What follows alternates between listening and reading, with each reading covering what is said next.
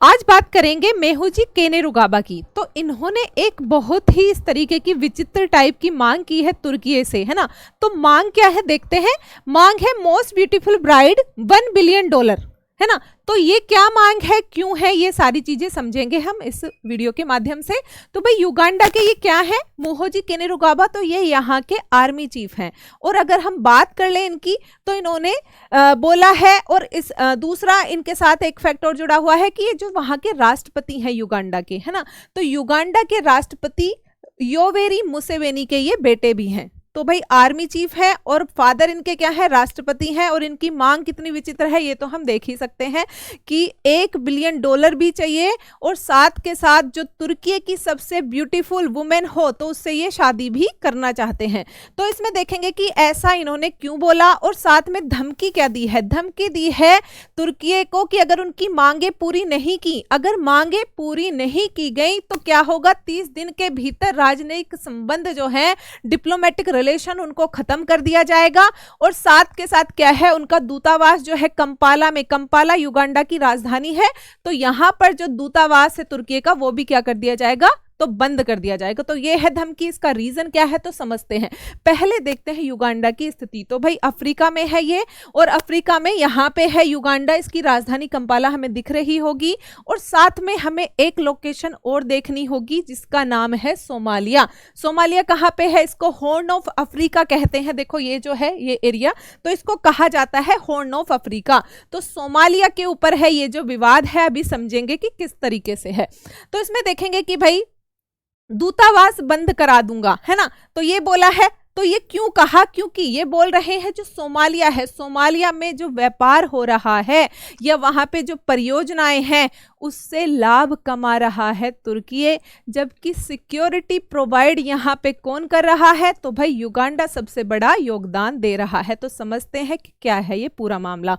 तो ये जो सोमालिया नाम का देश है हॉर्न ऑफ अफ्रीका में, यहाँ पर क्या है, तो यहाँ अल शबाब नाम का एक उग्रवादी जो ग्रुप है वो एक्टिव है, जो अलकायदा का ही हिस्सा है, और जो सुसाइड अटैक ये सब चीजें करता रहता है, जिसकी वजह से क्या है 20 सालों से यहाँ पर सिक्योरिटी प्रोवाइड की जा रही है कई देशों के द्वारा, जिसमें से युगांडा 20 साल से सिक्योरिटी दे रहा है, अपने सैनिक भेज रहा है।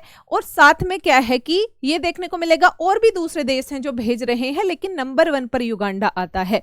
अब तुर्की किस तरीके से मदद कर रहा है इस देश की, तो तुर्की ने यहाँ पर इन्वेस्टमेंट किया है। किस चीज में, रोड्स में, इंफ्रास्ट्रक्चर, और जो हो गया जैसे हॉस्पिटल हो गए, तो ये सब, या एयरपोर्ट हो गया, तो ये बनाए जा रहे हैं तुर्की के द्वारा।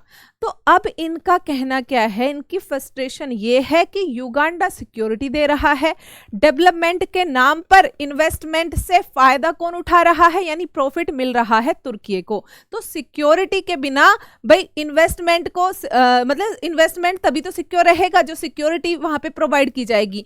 तो सिक्योरिटी हम प्रोवाइड कर रहे हैं, युगांडा का कहना है, और सबसे बड़े कंट्रीब्यूटर रहे हैं, तो हमें इस लाभ में हिस्सा मिलना चाहिए। तो भाई ये है जो का कारण है, यानी रीजन जो है वो ये है। आप समझ गए होंगे रीजन जो है। तो इसमें देखेंगे जैसे कि ये यहाँ पे है युगांडा, और तुर्की की स्थिति यहाँ पे आपको दिखेगी।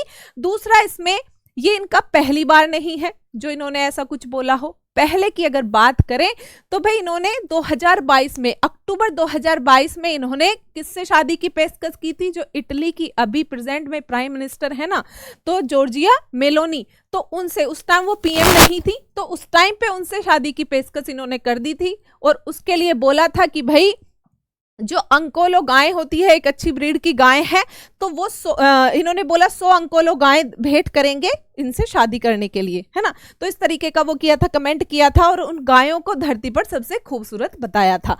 आगे क्या है, तो भाई राष्ट्रपति ने माफी मांगी उस प्रक्रिया पे, मतलब जो भी इनका ये वक्तव्य था जॉर्ज मेलोनी के लिए, है ना, तो उस पे माफी मांगी इनके पिताजी ने जो राष्ट्रपति रहे हैं, है ना। आगे अगर बात करें तो भाई 2022 में इन्होंने सार्वजनिक रूप से, केन्या जो देश है, तो केन्या की स्थिति भी हम देख लेते हैं, है ना। तो केन्या देखो यहीं पे है, ये रहा केन्या, इधर युगांडा है, तो यहाँ पे केन्या है। केन्या से क्या बोला इन्होंने, तो सार्वजनिक तौर पर इन्होंने केन्या से बोला था कि भाई आक्रमण करने की धमकी दी थी उन्हें और कहा था मुझे और मेरी सेना को केन्या की राजधानी जो नैरोबी है, नैरोबी पर कब्जा करने में 2 हफ्ते से ज्यादा समय नहीं लगेगा। इस धमकी पर भी इनके पिताजी ने फिर से मतलब सार्वजनिक तौर पर माफी मांगी। तो बेटा गलतियां कर रहा है और पिताजी क्या कर रहे हैं, माफी मांग रहे हैं। तो यही है जो इनकी कहानी है। लेकिन आप क्या सोचते हैं इस बारे में? क्या एक आर्मी चीफ को ये शोभा देता है इस तरीके की टिप्पणियां करना, और वो भी मतलब पब्लिक प्लेटफॉर्म्स पर? तो आप इस बारे में क्या सोचते हैं अपने कमेंट के माध्यम से जरूर बताइए।